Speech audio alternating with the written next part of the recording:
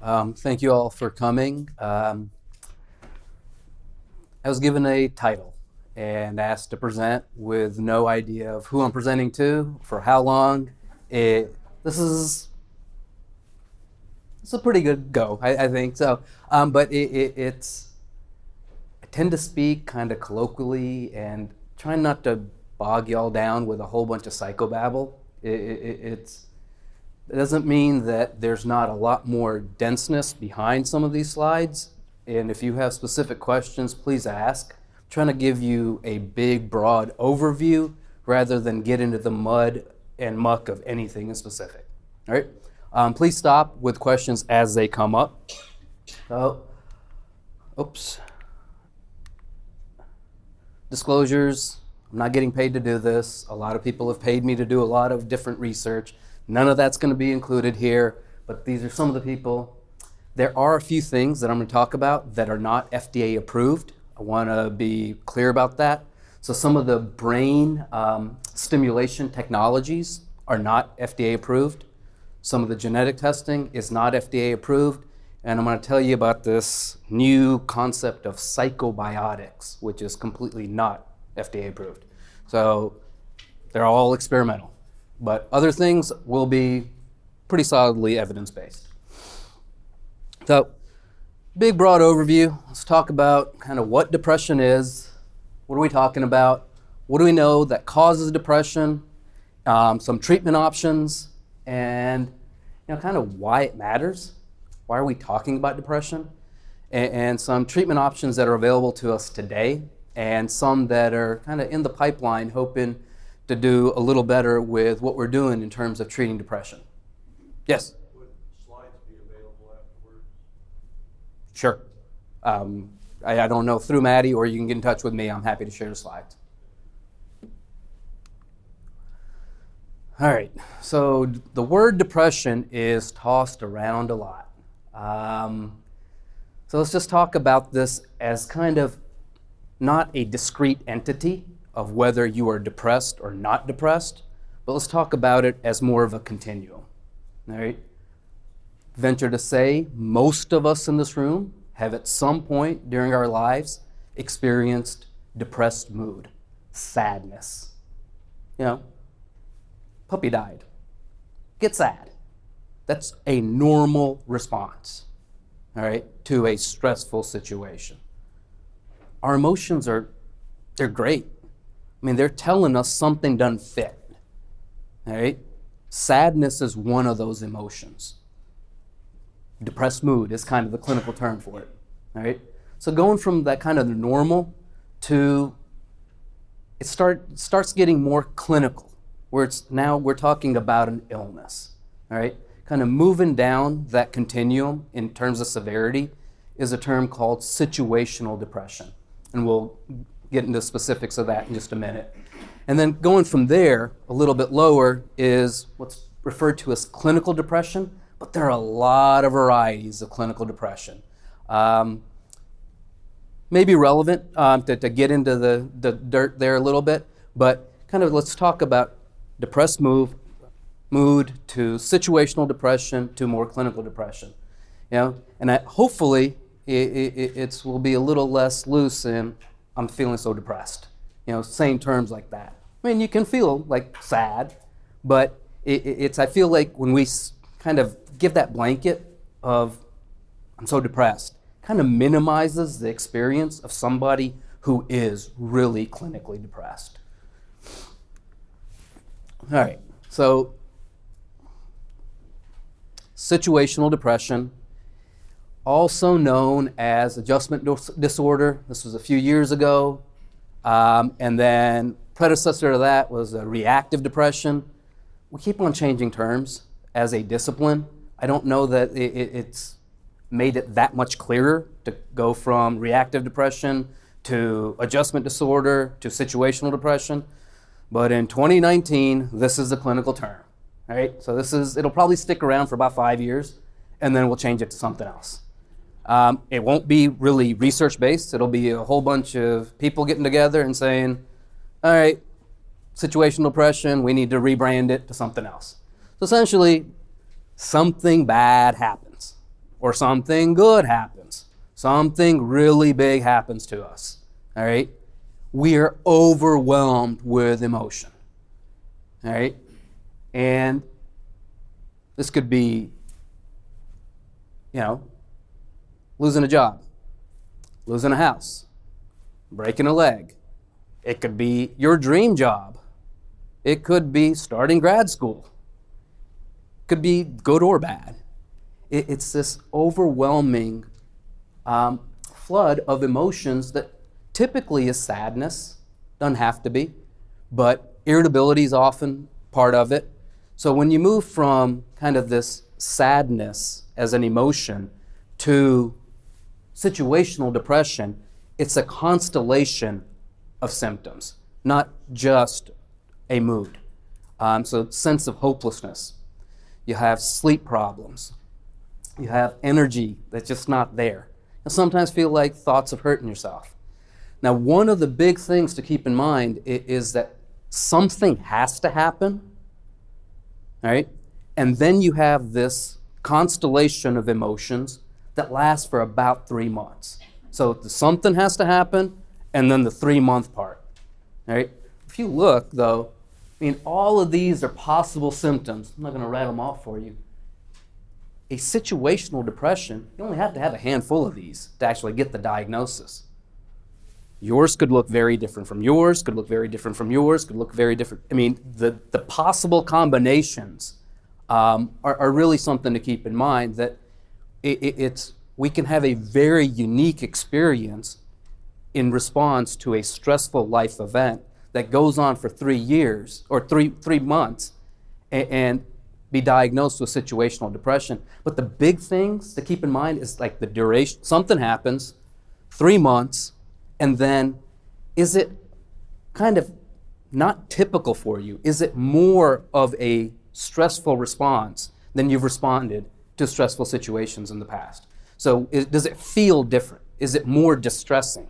So the big take-homes to be kind of falling into that realm of clinical diagnosis of illness, is it distressing to you? And is it causing you dysfunction? Can you not do the things that you want to do? Yes, ma'am. A clarification, you said just a few minutes ago it could be triggered by something good as well as something bad. Yes, ma'am. Could you give me an example with good? I just have a hard time. A brand new job, your dream job, you're looking for it. You've been 3 years in the making, you've searched, you land it. And it's like, you can get hit with a situational depression even when something seemingly good happens. But there's separate seemingly good. So this is more of it's frequently something not so good, but it doesn't have to be. All right, it's getting married. That's a major life event, and you're supposed to. You've been waiting for this, all this. Sometimes it may be good. You like it. Everything's great, but your body just responds. Yes. This happened to me when I moved to Houston. It was amazing. I was moving, and everybody was really happy for me, and the house was beautiful. And I couldn't get out of bed. I just didn't. It was perfect. Yeah. So that's something that's sometimes actually quite forgotten. I'm glad you brought up that. It's usually something bad happened. Okay, Hurricane Harvey happened. All right, I lost my car wreck. Or you move to a city, dream job, dream everything, but nah. That's what the public perception is that it's something horrible that's happening. Right? It doesn't have to be.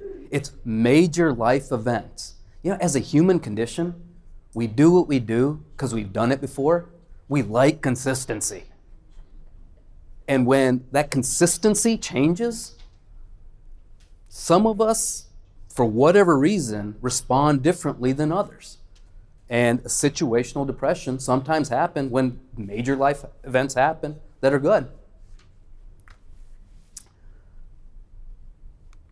All right. Now, clinical depression. I gave it a big blanket of clinical depression. All right, the most common one you're going to hear about is major depressive disorder, right? This particular name has not changed, believe it or not, in a few years, maybe even a couple of decades. We'll get into, now it can get pretty severe. Like there are kind of qualifiers, major depressive disorder with stuff, right? So some of them, some varieties of major depression, you can get psychotic, all right? Psychotic is a very clinically specific term, all right? You can start hearing voices that are not your own, all right? You can start having fixed beliefs that just aren't in touch with reality. People are always talking about you. People are out to get you, all right? This is your brain really not working right, all right? And then there's a catatonic version too, where literally you can't move. You may not even be able to speak. It can get that bad, all right? Then there's another type of clinical depression. This is called persistent depressive disorder. A few years ago, it was called dysthymia. A few years before that, dysthymic disorder. It's a little milder than major depression, but it's the duration, right? It is 2 years. One of my kind of interview questions related to that, it's like, when's the last time you were happy? Like if you get to that point where the person sitting in front of you can't answer that one, then you can start digging down. Does the person meet criteria of, has it been 2 years?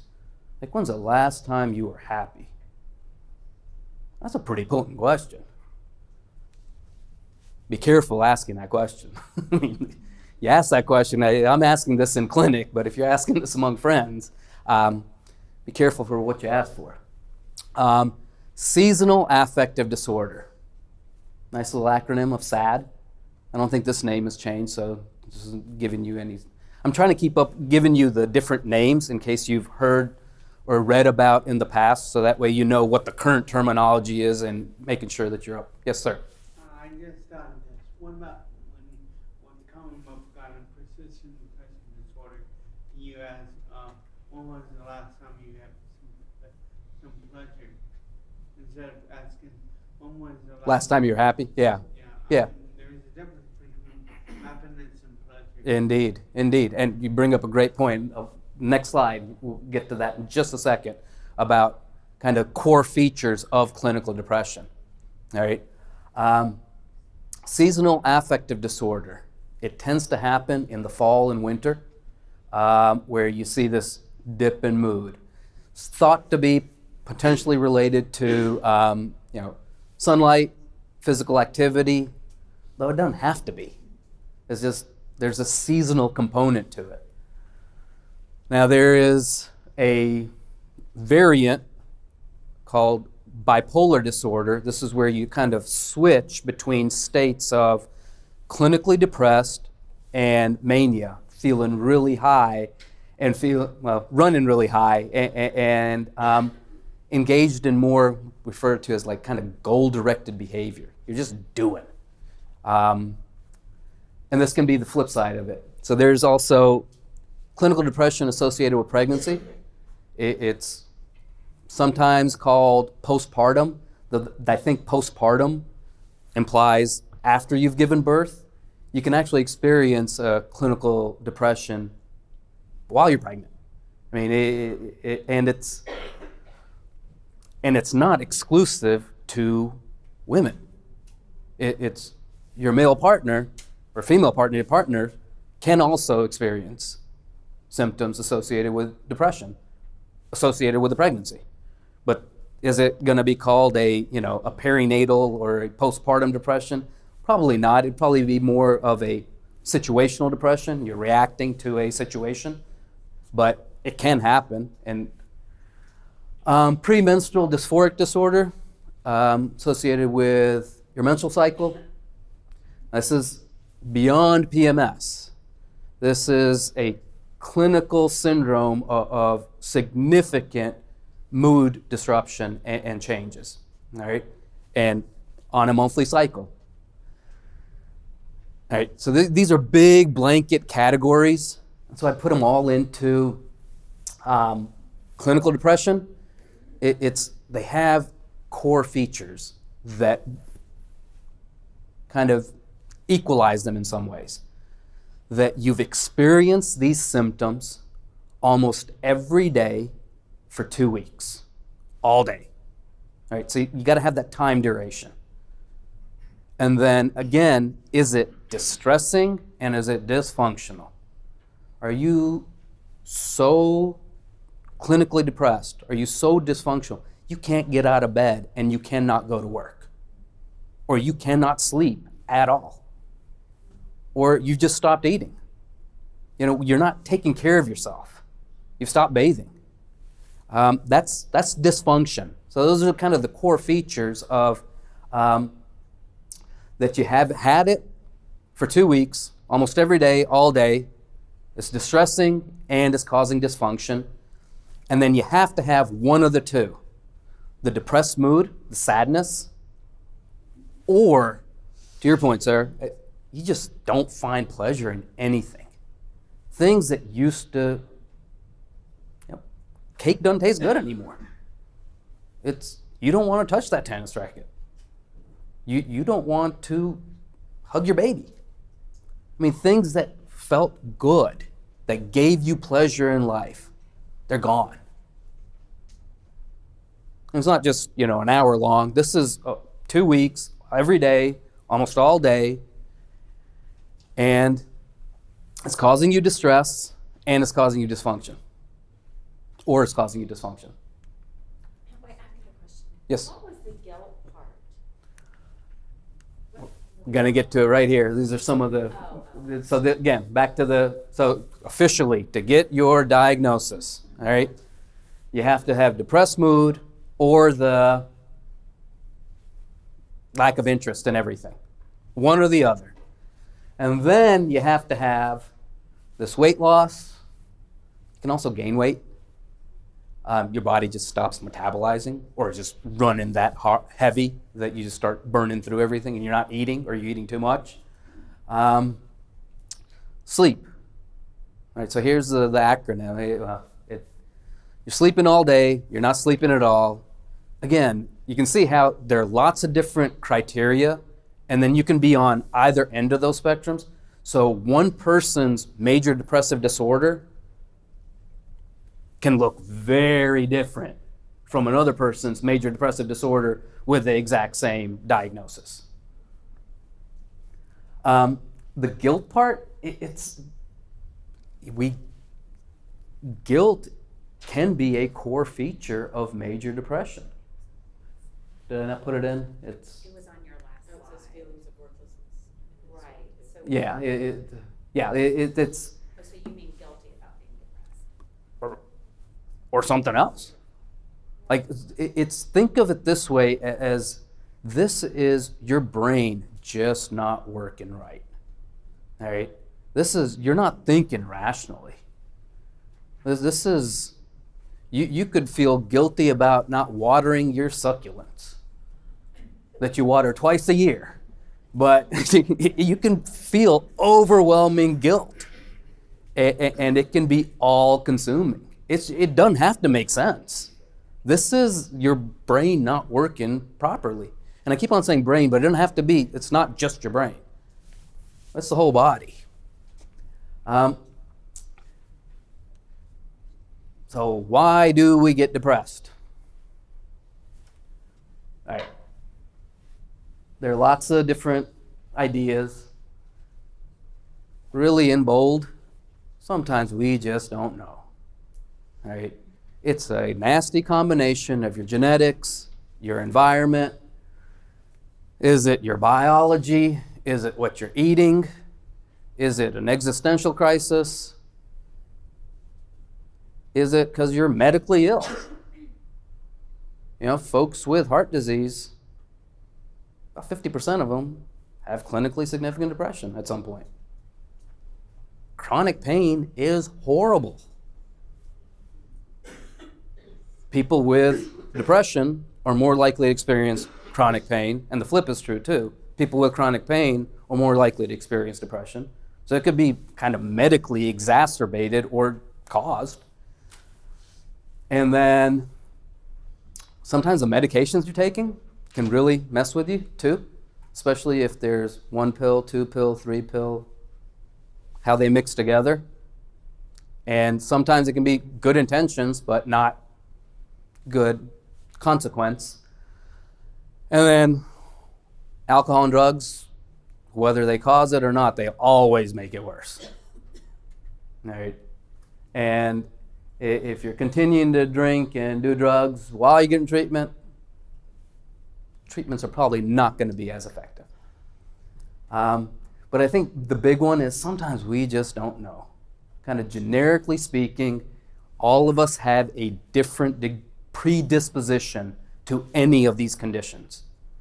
These are just the cards we're dealt with as we come out of the womb and life experiences. All right? And then something happens. Now, how much of that something has to happen to push us over the edge depends on kind of where we are in life with how much kind of vulnerability to illness we have. Right? So but the sad part is, of almost all mental illness, this is a class of illnesses that tends to hit in young adulthood. So these are chronic conditions that we have to manage for a lifetime. Heart disease, 40s, 50s, cancers later in life, but psychiatric illness, major depression being kind of your flagship, most common, young adulthood. If we're lucky, honestly. I mean, sometimes it's late adolescence or early adolescence, childhood. Yes? I wanted to know if any statistics point to certain personality types, say an introvert, somebody who's more quiet on the quiet side, that it's more common for those types of personalities because perhaps they don't express or talk things out. Is there any, I don't know that I'm going to get into kind of personality causing depression, but there are personality styles and disorders that are frequently kind of come together with depression. Now, though those personality disorders might actually kind of create enough dysfunction and distress in your within yourself as well as your interpersonal relationships that they can kind of lead you to experience clinical depression. I'm going to get to that in just a second, but kind of not generically about introverts or not. All right, so why does this matter?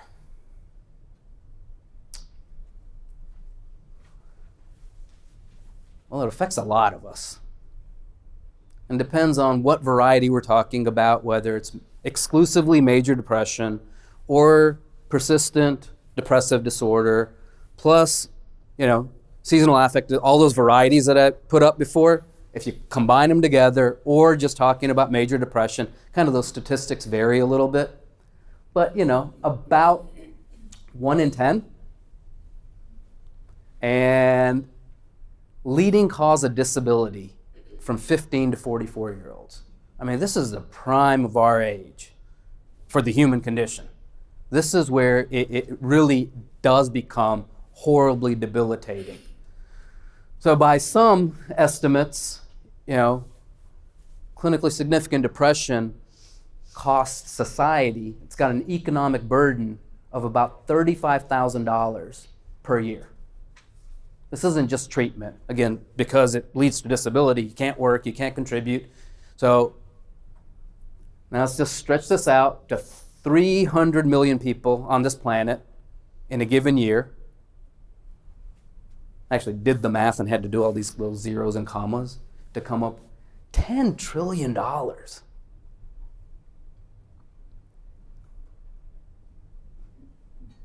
We're not talking the suffering that people are experiencing. That's a really expensive class of illnesses. And then depression, problem is, it gets in the way of everything. Managing stress, exercise, taking your meds, taking care of yourself, doing everything. So it's got kind of downstream effects too.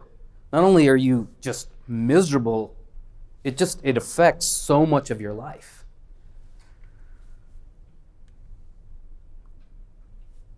And then it can be fatal.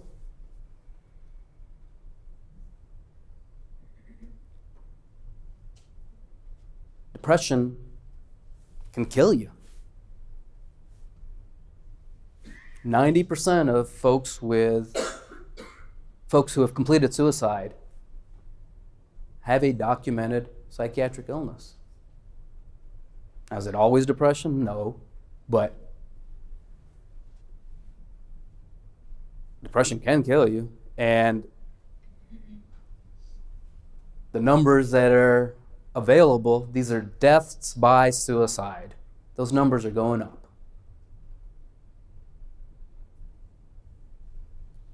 This is by ethnicity. Then you break it down further. It's actually white men who have the steepest slope of death by suicide.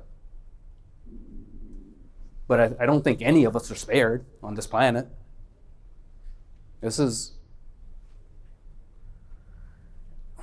And I've been thinking about trying to research and suicide for a decade, and we don't have a very good understanding of why we do this. We, as 7 billion of us on this planet.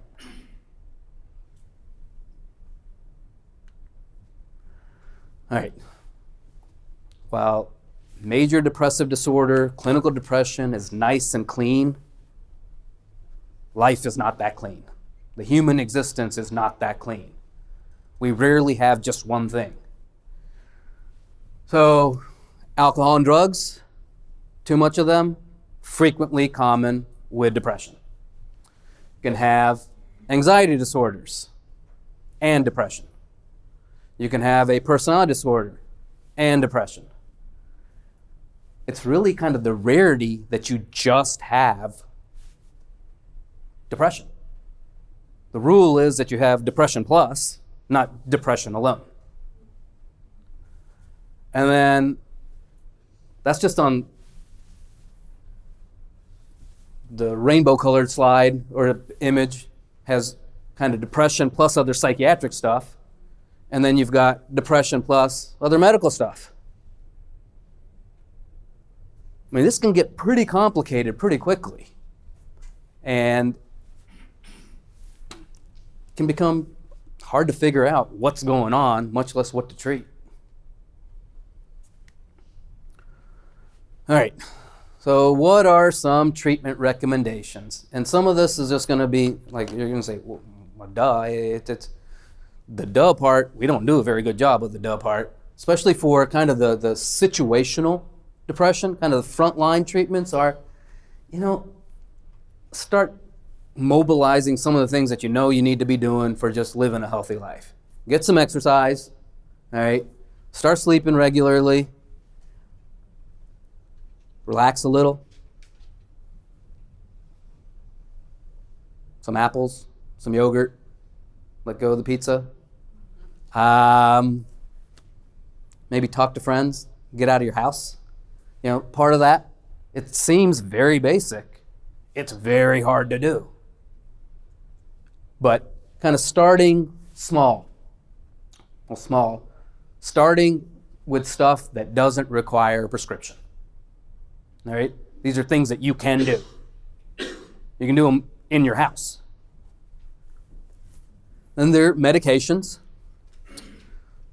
Lots of acronyms, SSRIs, SNRIs, TCA.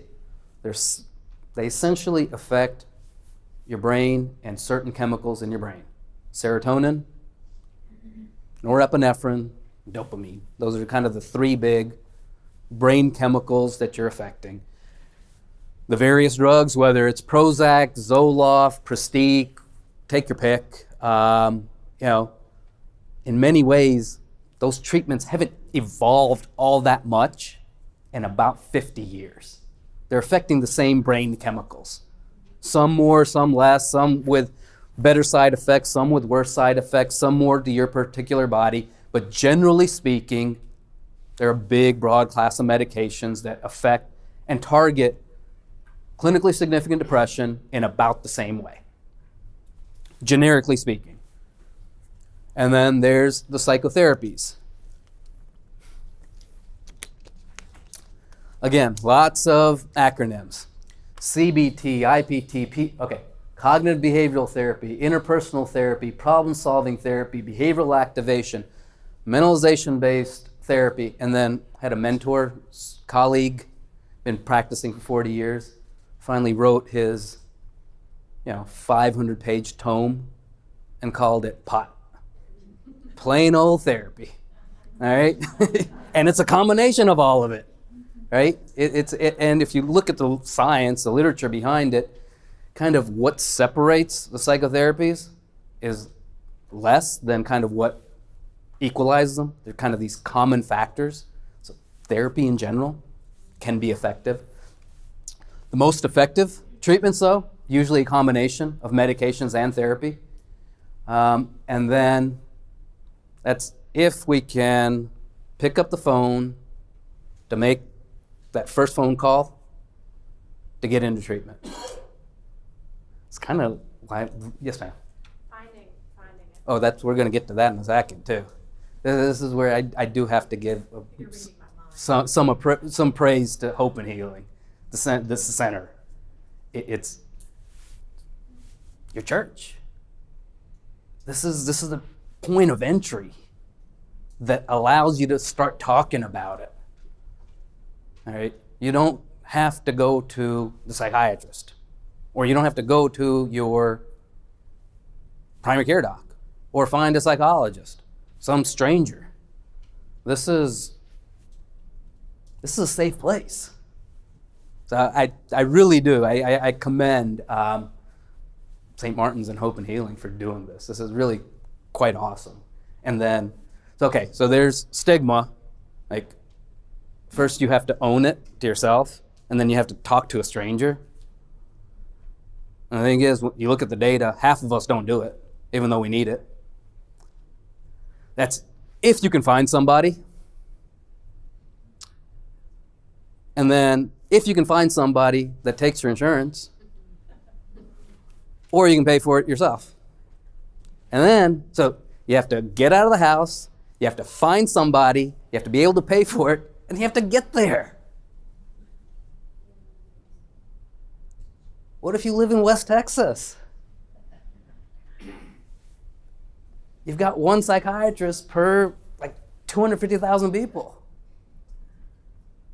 So you're going to drive 4 hours? I mean, I worked in South Carolina. I worked in Charleston, South Carolina. I would have patients drive 4 hours to see me once a month. 4 hours.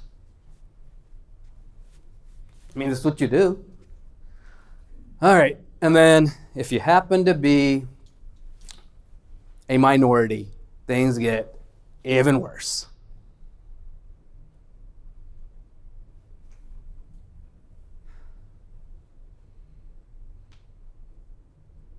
And you have to speak English, because finding a bilingual provider, I mean, there are lots of challenges to actually getting treatment.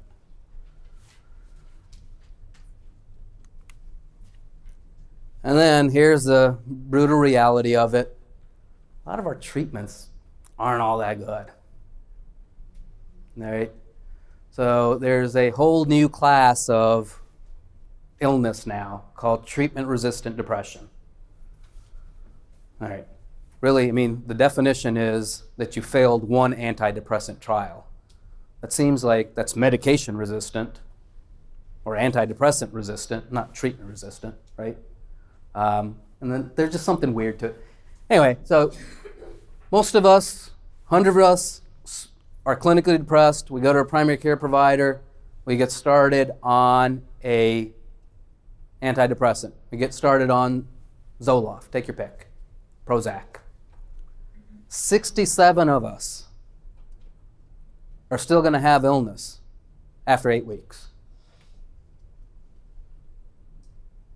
I mean, 2/3 of us are not going to kind of be cured of the clinically significant depression. And we've known this for a while. I mean, this is going on about 10, 15 years, about 20 years. I think in practice we've known it more, but this one was a huge national trial. So treatment-resistant depression, it's not rare. It tends to be the norm. And I really want to emphasize this, that it's not a failure on a patient's part for not responding to treatment. And that can also be further stigmatizing, that I did what I was asked to do and it didn't work. I went to go see my doctor, prescribed medication, and look at me. And that can be really demoralizing.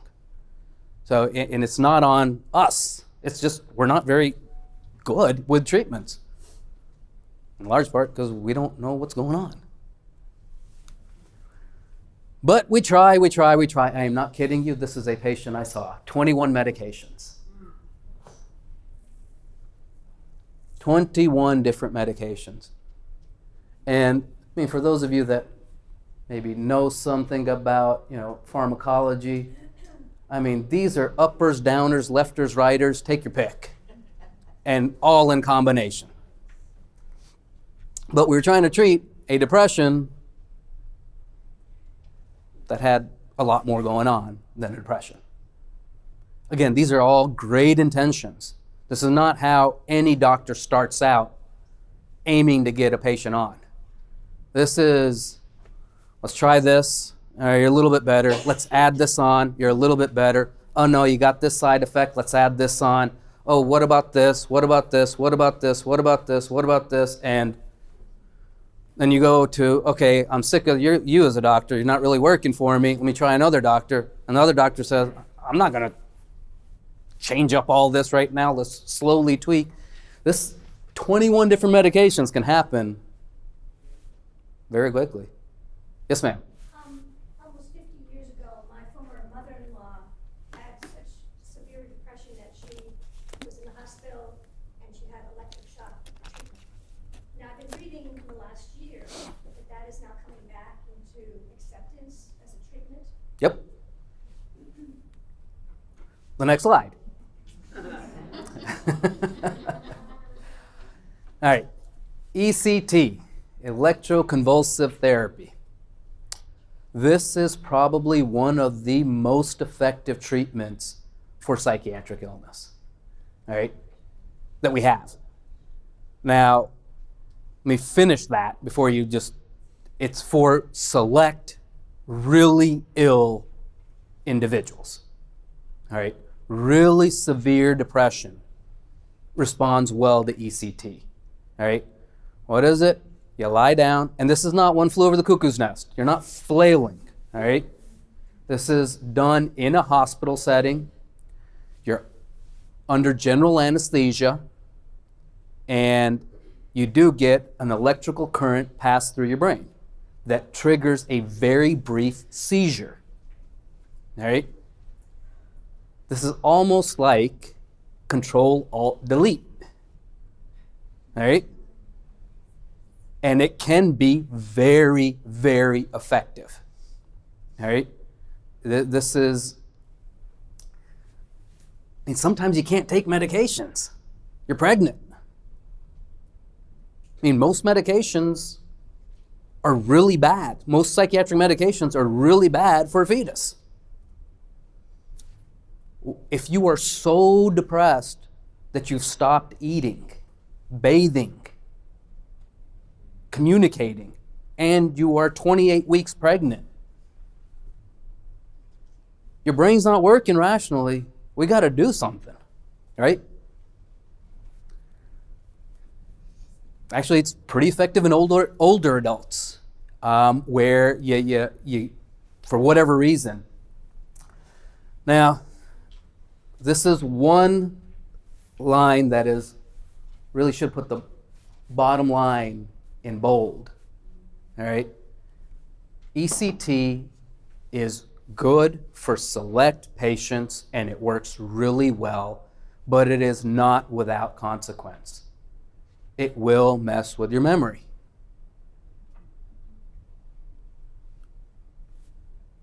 There's side effects to everything.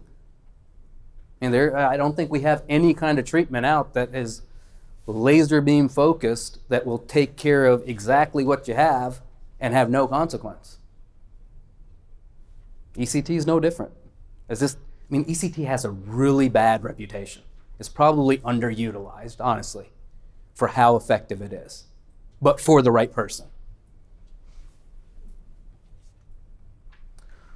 All right, so this is another FDA approved, FDA, Food and Drug Administration, big governing agency in the United States that says this is a treatment that is approved for use for said condition. All right. So what do we do? Right here, we're using an electric current. Medications, we're using changing up chemistry with, I guess it's relatively newer. This is called transcranial magnetic stimulation. It's using magnetic pulses to change up the electrical activity of your brain. Right? So it's like about an arm about like this. You put it right here, and it shoots a magnetic pulse, and it sounds like this. All right, for about 35, 40 minutes, come in 5 days a week, and for about 6 weeks. And it's got some data to say that it's somewhat effective. And it's not using electricity to trigger a seizure like ECT. It's using magnetic pulses to cause smaller electrical changes in your brain. So this is a variant of kind of the next more benign one. This is called transcranial direct current stimulation. So I've been working with this technology for a while. You get a sponge, and you hook them up to 2 electrodes, and it's a brief electrical current. Okay? This is no general anesthesia. It's powered by 2 9-volt batteries. Right? It is a tiny, tiny current. Feels like if you itch for a while, your skin will get a little raw, but I mean, it's put a little vitamin E on it, you're good. And it's about as effective as TMS. TMS is a big device, clunky, you got to set it up. This is 2 electrodes put on your brain.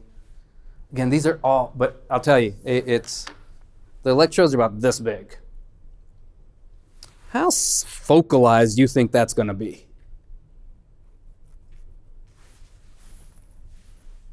We're really using, shotgun treatment to address like microscopic, diffuse, interdispersed, connected stuff. This is what our treatments are. Though, if you want, we are thinking that we're pushing the envelope. Yes, ma'am. What are the side effects of the other two? Of the other two? Slight headache of the location, especially with TMS. Early on, there's not memory loss with TMS or TDCS. Early on, the FDA's got an asterisk as a potential side effect with TMS that it may lower your seizure threshold. I think this is opinion, underlined opinion. FDA will say that it lowers seizure threshold. I think that's being a little overcautious. Like I was involved with the early studies with this, and you had to report everything. So I don't know that some of those seizures were actually related to the treatment. But that is, this one, other than annoyance and skin irritation, I haven't seen much of a side effect. This is very invasive. This is, what is this? TDC, this deep brain stimulation. Yeah, this is neurosurgery. Right? This is boring holes in your skull, slipping wires in and hoping that you're going to hit the exact spot that you need to hit. And we're trying new stuff. This is not FDA approved. Depends. Yes? One of my friends' husbands is experiencing Parkinson's, and they use this to try to treat Yes. DBS is FDA approved for Parkinson's, and that's kind of where that research was born out of. So this kind of, with Parkinson's, the DBS will help with the tremor, the hand movements and everything, especially, and gait disturbance. But as we were talking earlier, with depression, you can have a lot of medical stuff. With medical stuff, you can have depression. So a lot of folks with Parkinson's also had depression, and we found with DBS we had spillover benefit because it's not like it's perfect placement of these electrodes. So that's kind of what led to that research. So that's where we are right now with it. I don't know that we've got it down. So I hope you're hearing a little bit of skepticism from me. This is the state of the science. This is the state of the field. If you hear, I got a perfect solution for your exact problem, run away. That is snake oil. It really, we're not very good at diagnosing, much less treating. All right, ketamine. This is the latest and greatest. It is on, I think it was on the cover of Time even. So I was involved with early trials with this, and ketamine.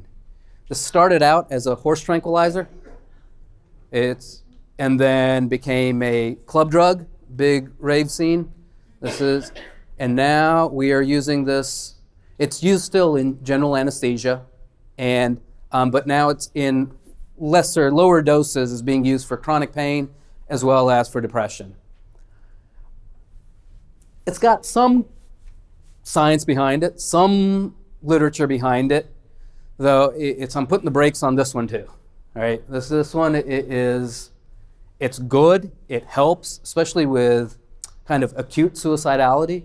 I was involved with a trial with Janssen actually, where they were talking about rolling out ketamine with the goal to get into the emergency rooms. Like when you show up in kind of a suicidal crisis, that there is a medication that you can use to help you. I think the practice has gotten ahead of the science. Yes? Ketamine is an injection, and the drugs like lithium are pills, and so most of the FDA approved pills, you take Yourself. lithium in your mouth, and well, you know that. What about vaccines? Have you ever, Vaccines? Yeah, they have been said to cause autism, and has an autistic person ever been diagnosed as depressed? Autism and depression can go together. Yeah, but it's I don't know that ketamine for that combination, but ketamine for depression is being used now, and again I think it's being used a little bit ahead of where the science is, especially with. This is just I get proud. So this is one of my old trainees, Nolan. He's at Stanford right now. So ketamine, right? It's used for pain as well, right? So if you can give, he ran a research project that if you give a medication that blocks the effects of opiates, pain meds, heroin, right? Naloxone, if anyone's heard, it's all over. These are kind of the folks are anyway. It's you actually can block the antidepressant effect of ketamine. So that suggests is that the antidepressant effect is actually coming through your pain receptors, and we're using an opiate, thinking that we're not hitting kind of your pain circuitry to treat depression, but we actually are.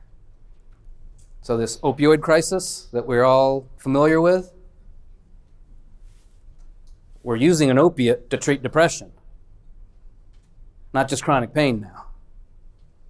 See how this opiate crisis could expand? Especially now, you saw this was a vial, so you had to go to a doctor's office to get an injection and anesthesia and nice. And Now we've got a sublingual form of the medication. So you get the pill, you put it under your tongue, and it just dissolves. It's got a little bit of misuse potential. So let's slow down on the ketamine. I've got patients who are on ketamine, who get ketamine infusions. They're doing well. I just don't think that this is the panacea that Janssen and Johnson & Johnson are pushing right now. So if anything, I guess my bias is the other way. Even though Janssen and Johnson & Johnson did pay me at one point, it's like I just think the science is not there. Oops. All right, running out of time. So genetics testing, this isn't 23andMe. This is select number of genes that we're looking at that may affect your ability to respond to certain medications, or you're more likely to have a side effect. So this is kind of where we may be going. We're still searching for what's going on up here, a biomarker. We don't have a brain scan. We don't have a blood test. We don't have something to say, this is what you got, all right? And I'm part of this mess. This is another one of my trainees, Elise Ambrosi, and we were able to get, a brain signal that differentiated folks with major depression from bipolar disorder. It's kind of cool. And it still needs to be replicated a few hundred times before it actually makes it to clinical practice, but we're getting there. This is where kind of my passion is right now with this brain-gut connection, all right? The gut microbiome. Heard about it? It's all over the news. And this is going to be the next big great thing. Slow down with that too. The science is nowhere there, all right? So our gut has a whole bunch of bacteria in it. Bacteria is no longer a bad word. Bacteria might be a good word. Our bacteria live as an aggregate. They live with us. They communicate with our brain. It goes back and forth. We can't live without these bacteria. They can't live without us. We're stuck with one another, and we have a pretty good relationship when things are working right. All right? So I did a research study just recently. This one is kind of cool that it's as depression severity went up, the biodiversity in your gut went down, right? So that's a study that we're wrapping up right now, finally analyzing, trying to figure out what the bacteria are.